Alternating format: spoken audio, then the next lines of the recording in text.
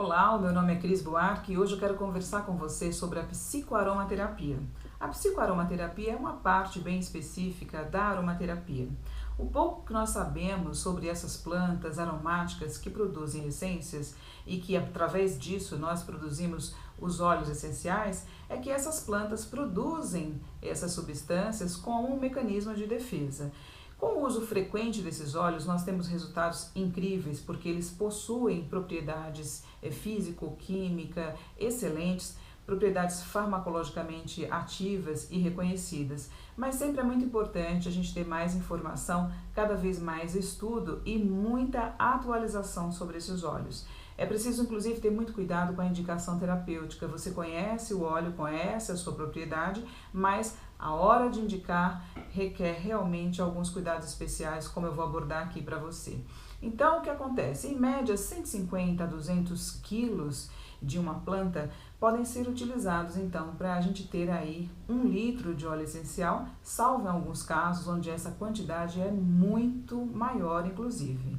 Os óleos essenciais, eles não têm só uma composição mais simplista, como aquela indicação, aquela receitinha, assim, por exemplo, o óleo essencial tem uma função, então você usa para isso, para aquilo outro, né? Então essa é uma forma mais simples de indicação. O que nós devemos levar em conta é que cada frasquinho de um óleo essencial pode ter até 100 moléculas diferentes ou até mais.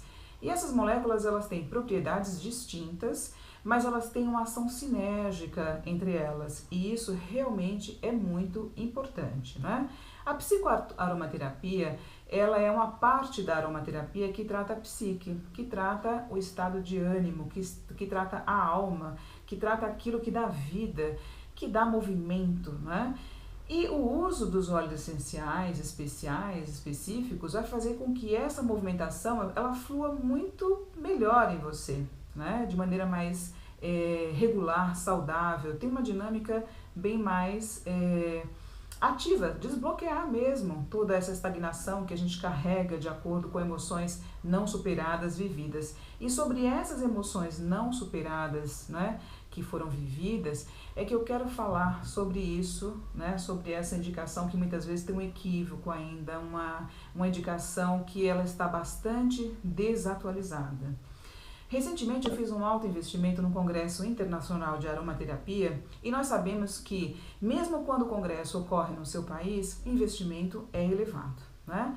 E nesse congresso havia profissionais renomados. Para minha surpresa, alguns desses profissionais ainda fazem a indicação terapêutica de um óleo essencial com base no seguinte princípio: se você não gosta de determinado óleo essencial é porque você precisa desse óleo. Muito bem, então tomemos como exemplo o óleo essencial de lavanda, cuja propriedade relaxante e sedante é extremamente reconhecida. E uma pessoa não gosta desse óleo essencial de lavanda, não lhe agrada este aroma, né? Então lembremos o seguinte: quando nós inalamos, né? Quando nós usamos o óleo essencial via olfativa, não há filtros, esse aroma vai direto para o centro das emoções. E esta pessoa, ela tem como referência aí uma memória de uma situação traumática que realmente não foi ainda superada, bem difícil, né? E neste momento a lavanda, ela traz essa emoção. Essa pessoa ficará extremamente irritada, impaciente, ela não terá a menor vontade, ela não gosta, ela não se identifica com aquele cheiro porque se conecta com essa memória que ela tem aí armazenada. Bom, usaremos então uma outra técnica para tratar essas emoções que ainda não foram tratadas, mas este óleo não terá a propriedade tão reconhecida, relaxante, sedativa nesta pessoa. E o que vai ocorrer ainda é que ela vai depois comentar o seguinte, que a aromaterapia não trouxe para ela os efeitos divulgados. E olha, tem tantos outros óleos que têm uma propriedade similar, não é mesmo? Então, vamos utilizar aquele que o paciente, né, ele se sente bem com aquele óleo. Há ainda uma questão muito importante, que é a questão do aroma cultural. Por exemplo, em regiões como a França, a Inglaterra, a lavanda é muito bem aceita. Está sempre relacionada a experiências muito positivas, bem interessantes, assim como a laranja na Espanha, que está presente na maioria das refeições, por exemplo. Então, culturalmente, há essas características ainda com relação a aromas. Nós vemos, por exemplo, que muitas pessoas não gostam de aromas mais amadeirados em certos lugares, em certas culturas, eles não são tão bem-vindos. Então, escolhamos outros aromas com propriedades similares, afinal de contas, temos um portfólio tão grande de óleos essenciais para que nós possamos colher os benefícios desses óleos, né, com aquele paciente. Então, você está usando algo, inclusive eu recomendo o seguinte, quando você inalar um óleo essencial, feche os olhos. Feche os olhos, sinta este aroma, não analise este aroma, sinta. Porque você precisa de uma ajuda, está utilizando algo que pode lhe proporcionar essa ajuda, então você deve se colocar predisposto a ser ajudado. Isso também é muito importante.